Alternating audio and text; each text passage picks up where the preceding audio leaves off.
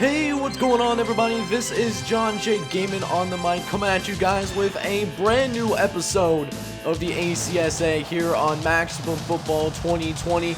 We got the New Year's 6 Bowls coming at you, so make sure you smash that like button, as well as hit subscribe if you do happen to be brand new and like what you see here on the channel as well. Let's go ahead and get this thing underway, man. First game that we got on the docket, we do have the League Crawler Bowl, which does feature the number 12 ranked Alabama Hoosier Panthers. And it's not a good start for those Panthers as they throw an interception on one of their first offensive drives of this game. And who they play on the other side? They play against the 11th ranked team in the nation, the Piranhas of the southeastern coast of Florida, representing for the Atlantic Shore Conference. Should be a good one here, and it already seems to be in that direction, as we already have a turnover forced by the Piranhas.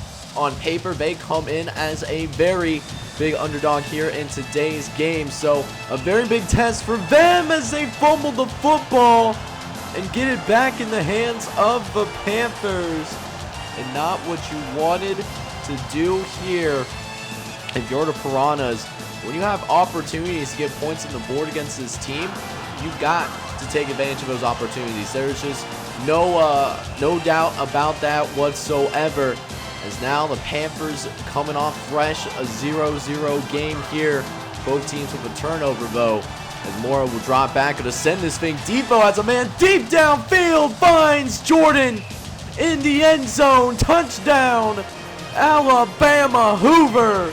And the Panthers will go ahead and strike first here, as off of the fumble recovery, they will make this 7-0 as the Piranhas fumble the ball again.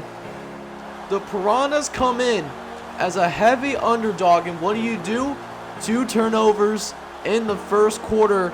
That is not a recipe to pull the upset here today, as we do have a first down there on the play now. As here we go, first and goal. Morrow dropping back, gonna throw over the left-hand side. Does get it to Quinn, who is going to go ahead and get that thing into the end zone. Touchdown Panthers. And it makes it 14-0, just like that. And so an early deficit for the Piranhas.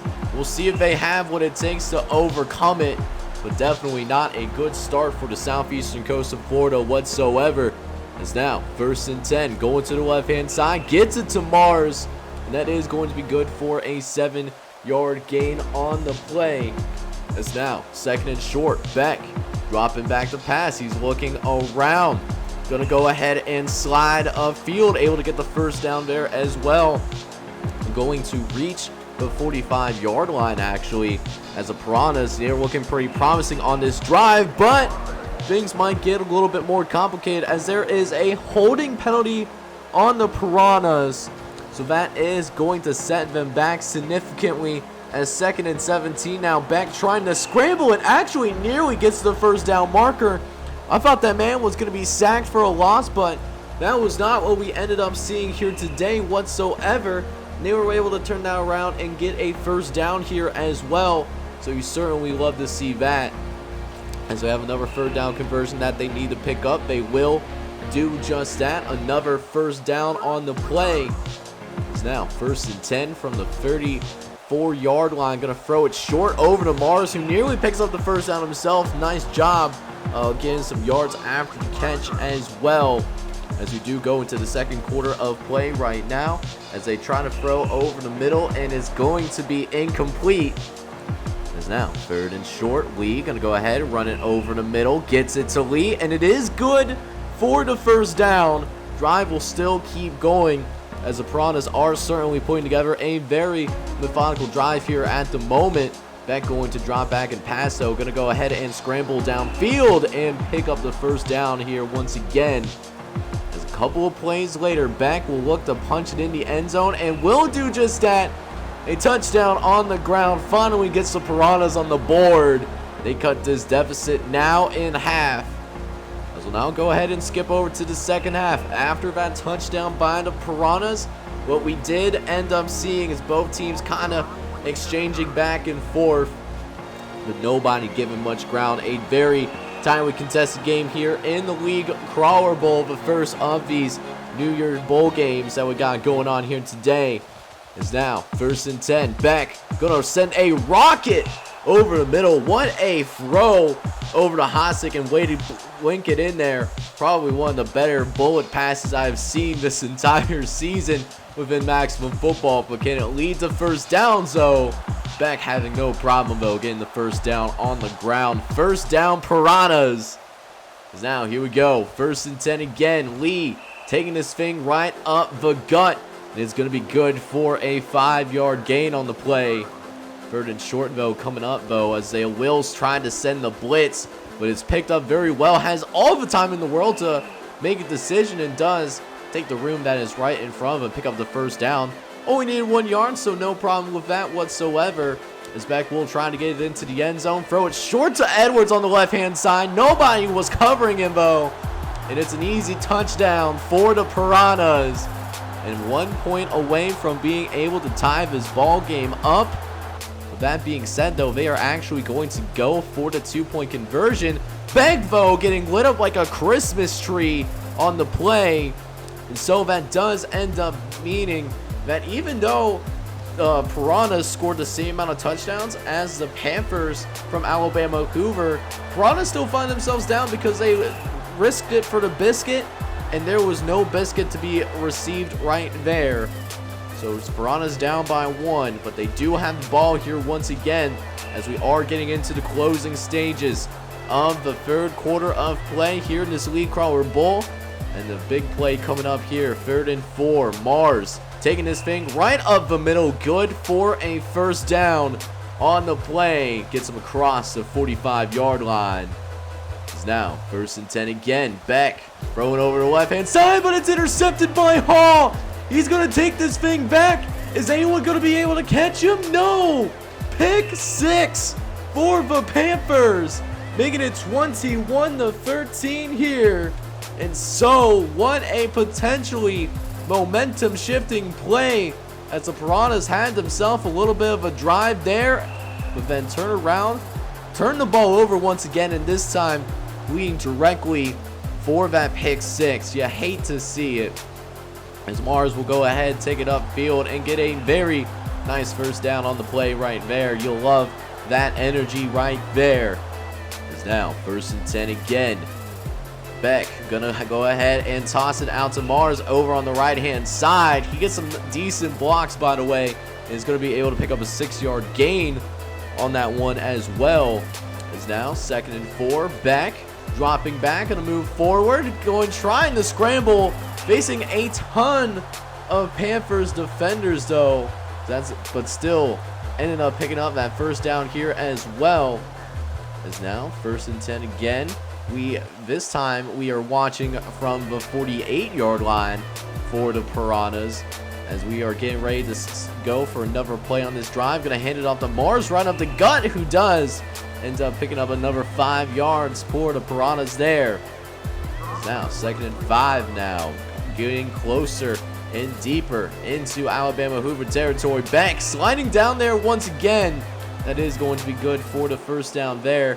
Piranhas not only needing to get a touchdown, but they will also need the 2-point conversion to go ahead and tie this ball game up. And that was just because they went for the 2-point conversion on their previous touchdown, and it ended up, going for 2, and it didn't work out. So because you went for 2, you now have to go for 2 again. And this defense is pretty strong. So that's going to be a difficult thing to do, but the Piranhas, they're handling it pretty well though, as Mars does get to the outside once again. That's going to be good for a 5-yard gain on the play.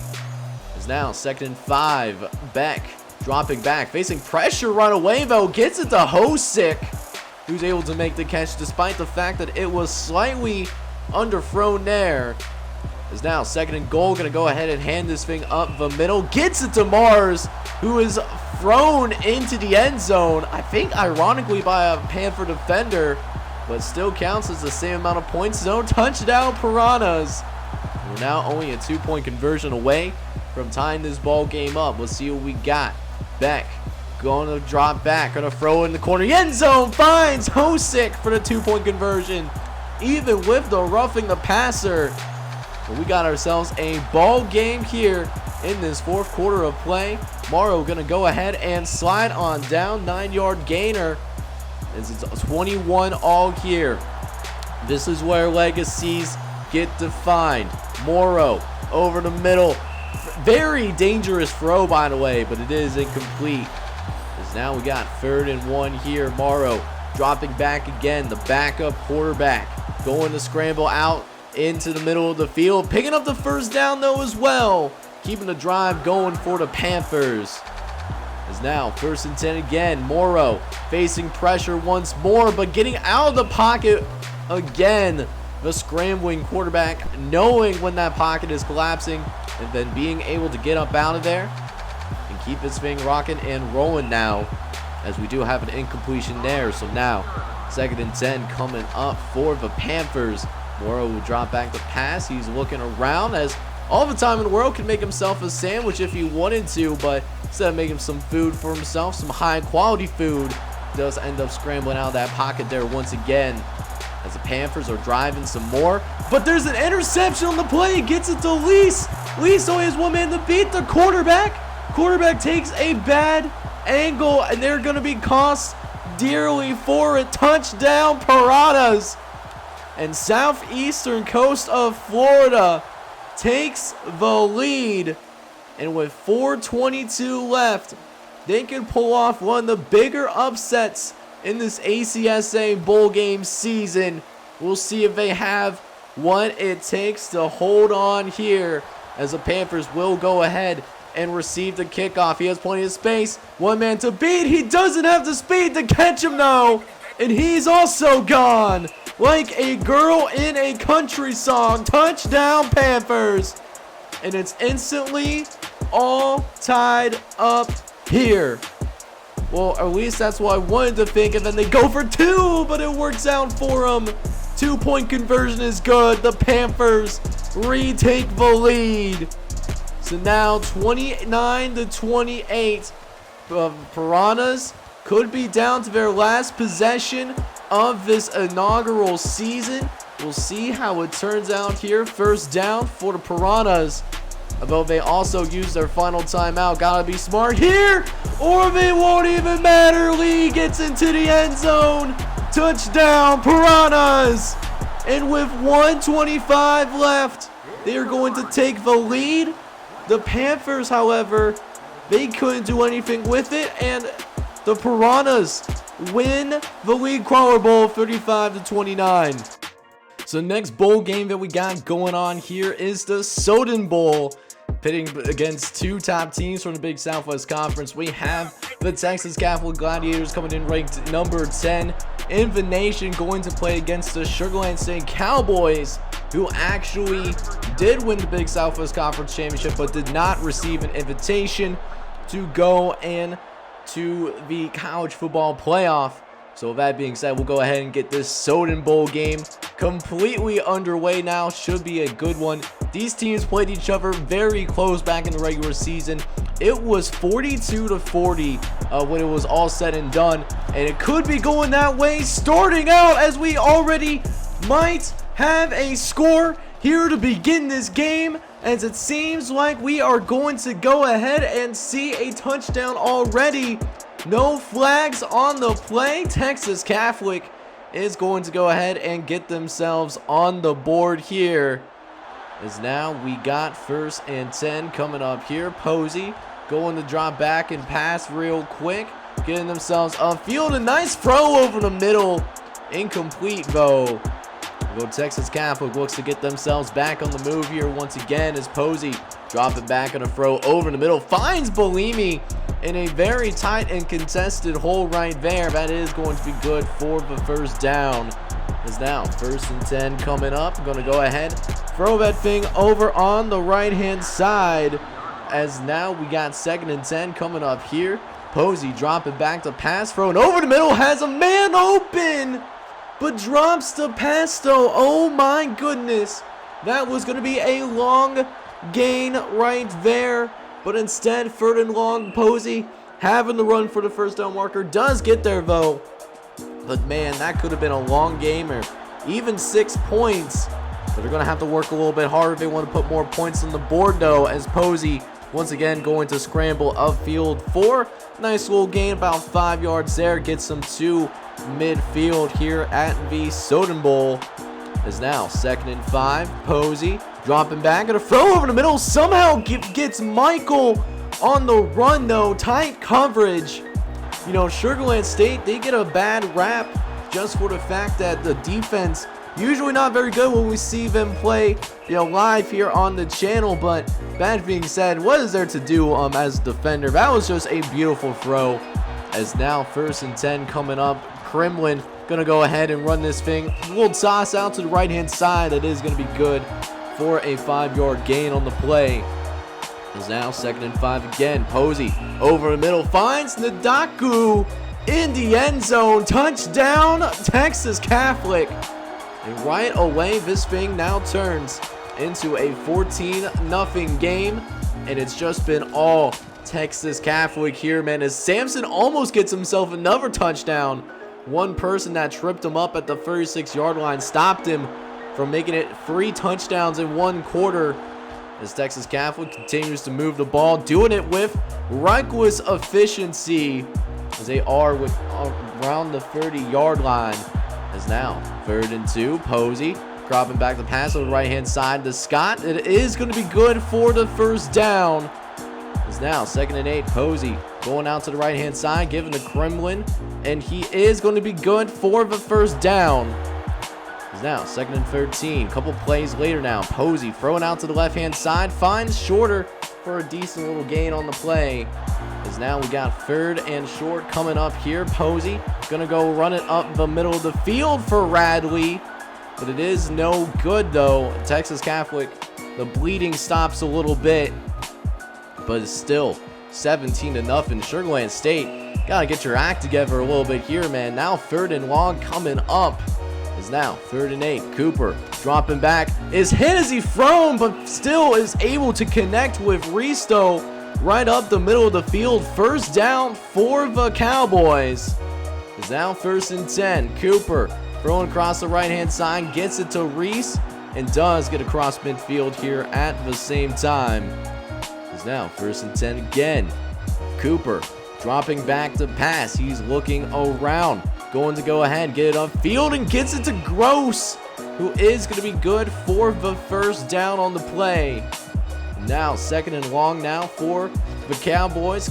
They're looking to get their first points on the board, although they're going to have to wait a little bit longer. An interception for Texas Catholic.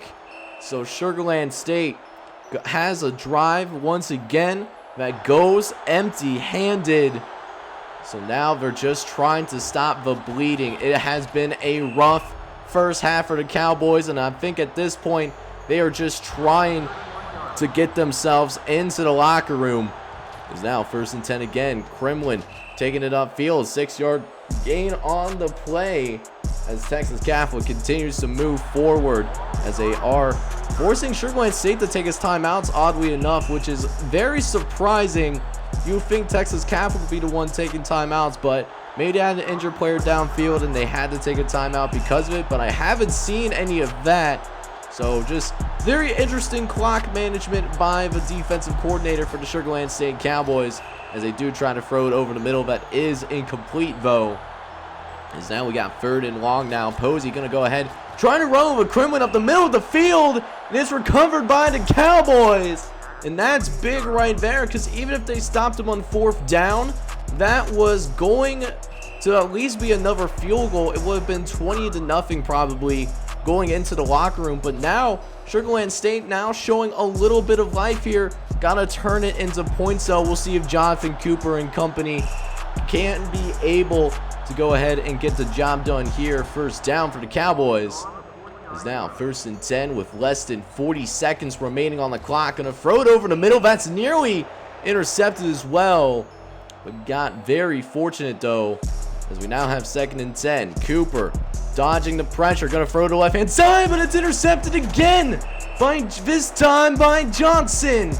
So they also, get 2 turnovers in a row, essentially. And, Sugar Land State, they just can't get out of their own way right now. And you can see why, as the Daku, starting off this second half, he's going to be gone like a girl in a country song as well. And it's now extended up to a 24-0 lead. So Sugar Land State, they just desperately need some kind of spark to get it going here, because they simply have not had it here today just yet. Although that could change here as he got a man down deep on the left sideline. Touchdown Cowboys. And Sugar Land State is going to go ahead and finally get some points on the board. But that being said, though, they go for the 2-point conversion, and it is going to be no good, though. So the defending champions of the Big Southwest Conference do end up finally getting themselves on the board, but since they miss out on the 2-point conversion, it is still going to be an 18-point game. So still a lot of work that is left to be done, and time is starting to run short as we were getting close to the end of the third quarter here in the Soda Bowl between Sugar Land State and the Texas Catholic Gladiators. As now we got 1st and 10. Cooper gonna throw it out to the right hand side, and it gets intercepted again, this time by Cendric of Texas Catholic.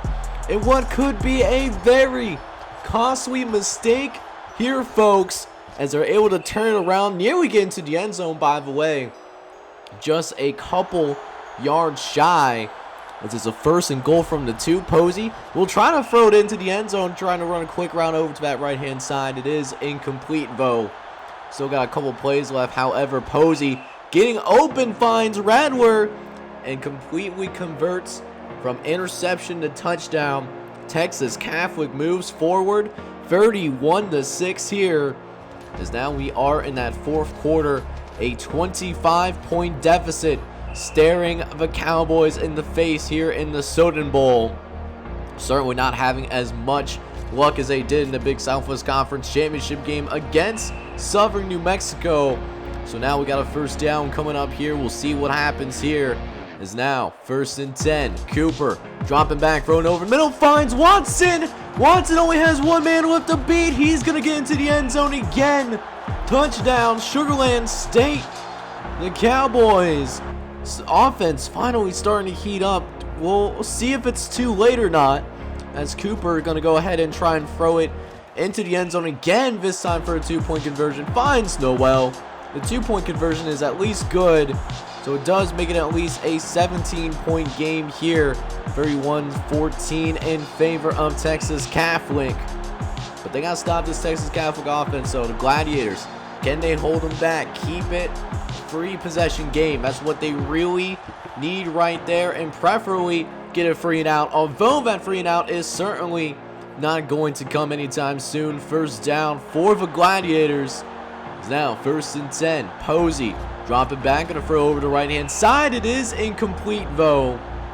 So the Gladiators will go ahead and run it back. This is 2nd and 10, trying to hand it off to Kremlin, but he fumbles the football. Tahima of Sugar Land State falls on the recovery, and it is going to be good for the 1st down there. Now Sugar Land State certainly showing a little bit of life. They can get a touchdown here, man.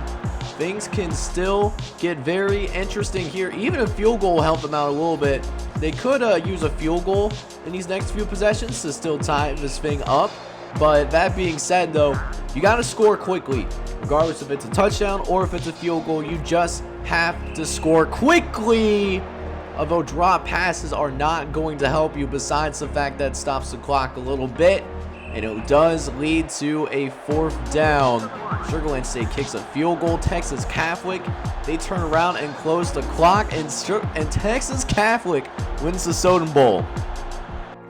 Next bowl game that we got going on here is the Phenom Elite Bowl, which is ironically a rematch from the Big North Conference Championship game between the Iroquois Eagles and the Bluffton Tech Fighting Muskrats. Bluffton Tech was in a position to go to the college football playoff. They were 1 win away, but the Iroquois Eagles, they played spoiler.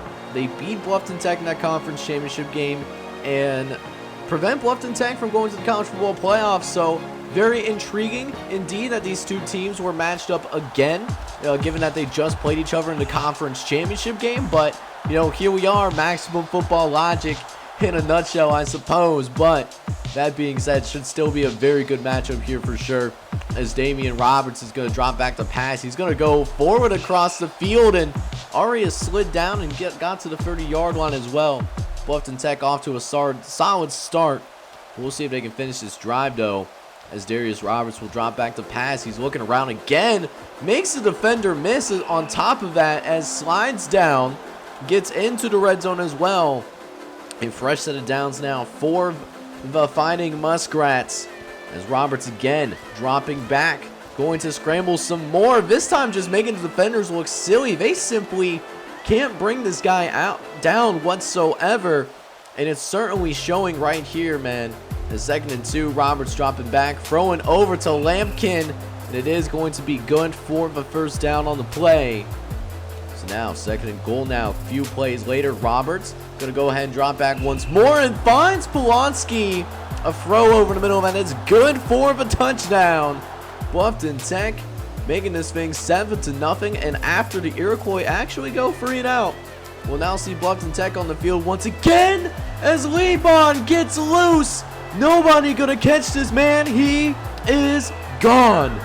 Touchdown, Bluffton Tech, and that's even with the pass interference. So now 14-0 early. I would say that Bluffton Tech is a little upset about the fact that they lost the conference championship game and lost the opportunity to go to the college football playoff.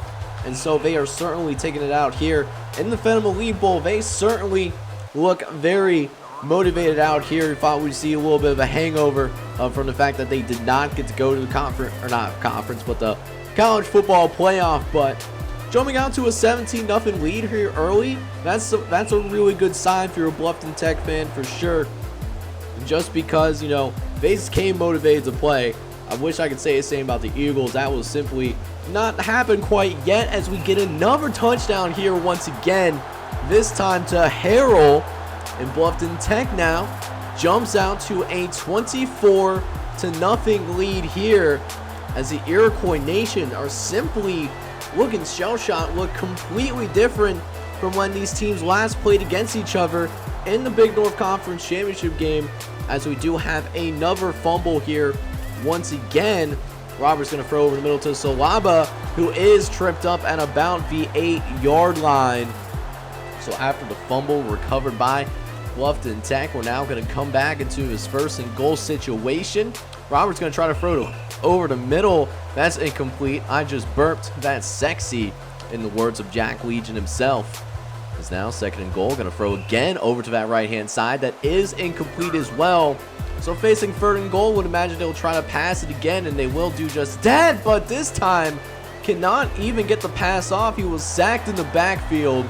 So Bluffton Tech, they did settle for a field goal, but still, the Fighting Muskrats, man, early in this first half, up 27-0. But things could change here, though.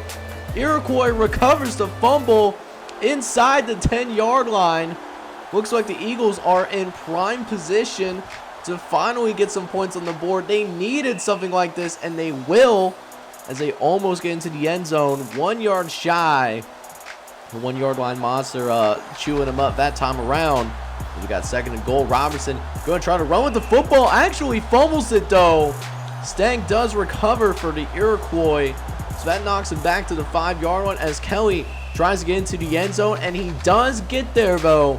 Touchdown for the Eagles, and they finally get themselves back on the board here, making it 27-7 here in this first half of play in the Phenom Elite Bowl.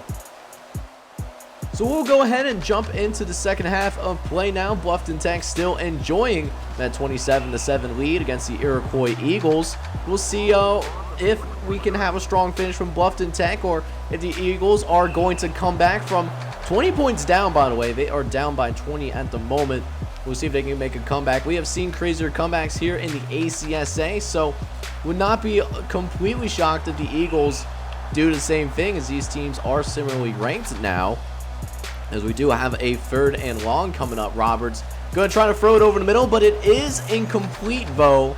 So Bluffton Tech, they do have to settle for another field goal here once again, but it still makes it 30-7. Iroquois offense, we'll see if they can get it going here pretty quickly now, as now we got a 2nd and 5 coming up. Kelly going to go ahead and drop back the pass, throw it over to the left-hand side, but it is also going to be incomplete. As now we got 3rd and 5. Kelly dropping back, gonna find Stagg over on the right-hand side. Can not keep himself in bounds, but does get that 1 foot down required at the collegiate level in order to make it a completed catch. So a fresh set of downs that the Eagles get to work with here. As a result of that, now we got ourselves 1st and 10 here once again. Kelly will drop back once more this time. Got some good protection and finds Maven over the middle as well, who is able to cut up field and get great yardage. Now down to the 25-yard line. Iroquois looking for their 2nd touchdown of this game, as Kelly will again throw, this time finding Stagg on that right sideline. Is able to pick up 7 yards on the gain. Is now 3rd and short. Kelly going to try to run for the 1st down and easily gets there. A 1st and goal opportunity waiting for the Eagles. We finally going to see another touchdown, maybe a passing touchdown from Mark Kelly. Just have to wait and see, as Kelly does indeed throw it to Stagg, but well short of the marker, though. It's another field goal here for the Eagles, and still Bluffton Tech up 30-10, and just putting in that work as Davis gets another huge catch up the middle of the field. Good for the 1st. Is now a couple plays later now on a 2nd and 6, going to try to toss it out to that right-hand side. That is going to be incomplete, though, however. Is now 3rd and 6. Roberts throwing the right-hand side, gets it to Paul, and Paul does end up getting by a couple of guys as well, so you love to see it. As now we get into the final quarter of play. Bluffton Tech still up 30-10 here in the Phenom Elite Bowl, with only 9.5 minutes left to play. A champion of this bowl game will be crowned here pretty shortly, but for right now, Roberts trying to go for the end zone once again, and is actually picked off in the end zone. You hate to see it, but decision making not necessarily there for Darius Roberts there that time, because even if that pass is incomplete, you don't get to completion, you can at least stack on another field goal. But because you throw that interception, it remains a 20-point game. So that's the difference between, you know, free possessions and not having to go for 2-point conversions every single time, and free possessions and having to go for the 2-point conversions more often than not. So that could be kind of significant, especially if Iroquois do start to rally here, although they need to get touchdowns here. Field goals will certainly not help them at this point, or at least it shouldn't, as Kelly will go ahead, move upfield, and almost pick up the 1st down here. Going to be marked a couple yards shy, but a good run, though, by Mark Kelly. Is now 3rd and 2. Kelly dropping back, going to throw over the middle and find Williams. Good for the 1st down there on that play. So now a 3rd and long coming up here. Kelly dropping back to pass, throwing it over to the left-hand side. Put a little too much mustard there on it, and they actually do settle for a field goal, which is pretty strange, but at least the defense holds up and doesn't allow any more points to be scored for the time being. But I will say that is a pretty confusing call that they did end up making, and it could haunt them if that ends up being the difference in this ball game. But again, you know, still a big lead for Bluffton Tech here. But Iroquois, they certainly aren't going to give up. They will not go down without a whimper. This is a pretty battle-tested team throughout the course of the season. As now we got 1st and 10 coming up. Kelly dropping back to pass. He gets lit up like a Christmas tree, though, and that's going to really knock them back. The Eagles choosing not to take any timeouts, so the clock will still be running for right now. 3rd and long. Kelly making some guys miss and does somehow pick up the 1st down, though. That was 3rd and 14 that Kelly picked up just from a quarterback scramble. So now 2nd and 10 coming up here. Kelly dropping back, going to try to throw his thing towards the end zone. Had a man for a second, but that hole closed up very quickly. So now 3rd and 10. Kelly dropping back. Gonna go ahead and scramble once more and is well short of the marker. We'll see if they'll go for the field goal or go try to convert the 4th down. But the Eagles actually do settle for another field goal here, and Bluffton Tech will end up winning the Fenham Elite Bowl by a final score of 30-16 against the University of Iroquois. So the final bowl game that we got going here is the California Classic Bowl. This is basically the best 2 teams that did not get an invitation to go to the college football playoff here in this inaugural season. In this matchup, we have the number 6 ranked Oaksterdam Reefers going to go take on the number 5 ranked team in the nation in the Southern New Mexico Cougars. Both of these teams lost their conference championship games. However, Southern New Mexico got blown out by Sugar Land State, and that was the nail in the coffin. So they fall to number 5, whereas Oaksterdam, they narrowly lost to Seattle College, which did in fact receive an invitation to go to the college football playoffs. So a very good matchup. And side story, we're in California for the California Classic Bowl, and we actually have snow coming down. Can you imagine? Do you believe in miracles here? We actually get snow in California. That is insane. But with that being said, what is time to go into that game action though? 1st and 10 though.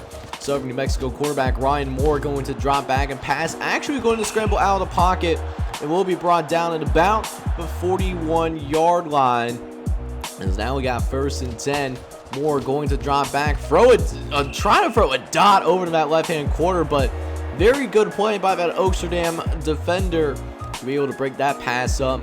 Oaksterdam, you know, the defense was never the question for the Reefers, but with that being said though, as we can see another 1st down there, we are experiencing, you know, the question for Oaksterdam has always been their offense, you know, and that's what really killed them. Both of their losses to Seattle College, neither time did they score more than 20 points. So, and that was the case for even some of their wins, you know, very ugly victories that we experienced. So, going to be probably a low scoring game because this Oaksterdam defense is pretty darn good. They play extremely well together.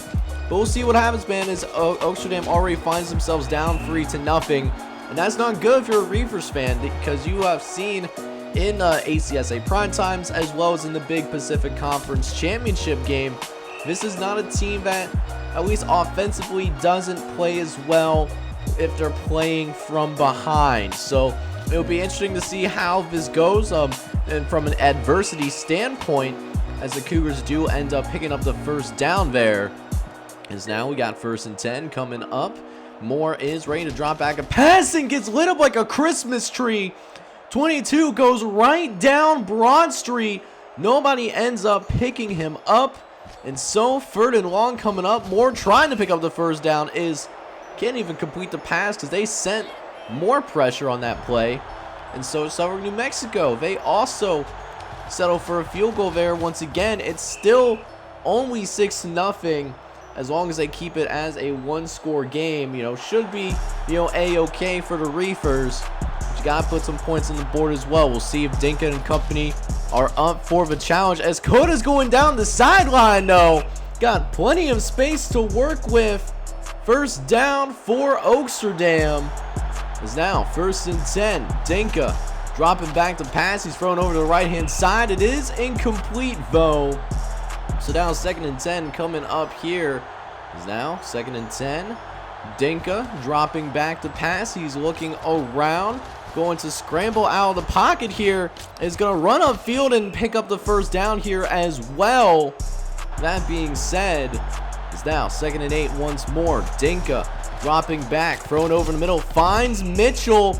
And Mitchell is able to pick up the touchdown. Oaksterdam actually gets to the end zone. A rarity when we see these guys play in the ACSA series, when it's not a simulated game, of course. But Oaksterdam, they do end up taking the lead right there, and now it's 7-6 in favor of the Reefers.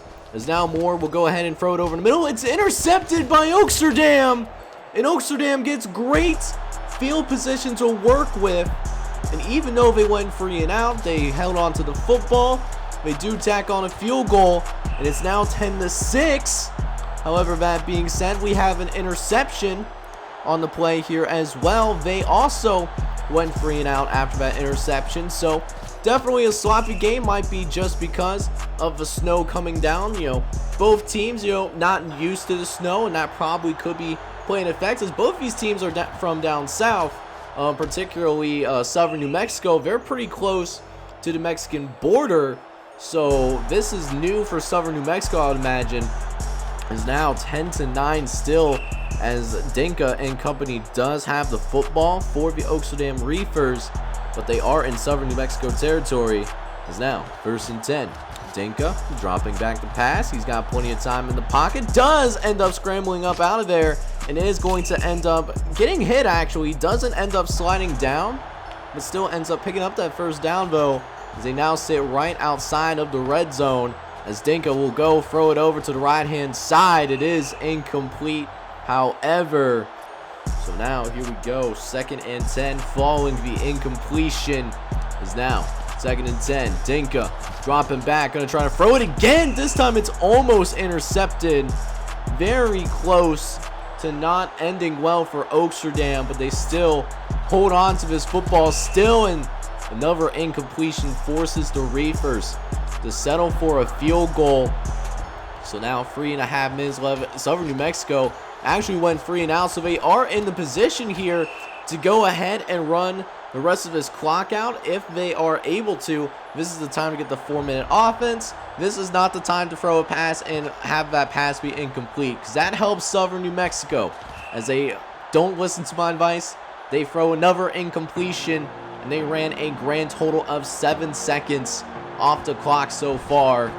Is now 3rd and 10. They throw an interception, and Oaksterdam could very much blow this game here. Southern New Mexico with the opportunity to take victory from the jaws of defeat right here. And this drive could very much determine the game here. They gotta score. Let's see how they approach this. 2nd and 3. Moore dropping back. He's looking around. Gonna throw it short to Seafelt. And Seafelt is going to be brought down. Looks like around the 15-yard line. Goo-Goos are starting to move closer, as now they will go up the middle. Feinstein. But it's fumbled, though. And it is recovered by Oaksterdam. But Oaksterdam can't finish the deal. So Southern New Mexico, they still have one more shot at this thing. They have one more chance to win this game. We'll see if they can do it on this drive, as Moore going to go ahead, run it up the middle, has some space to work with. They are back in Oaksterdam territory, though, as they are on the move, but still not a lot of time left on this clock, though. 20 seconds left. Going up the middle. It is incomplete. 20 seconds left, but 4th and 10. If you don't pick up the first down, this game is over right here, as Moore is actually going to try to run for it, and it's so short. It's hilarious.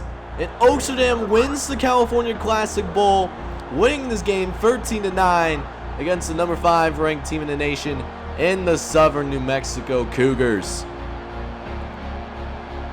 But with all the bowl games now completely done and out of the way, it is time now for the college football playoff.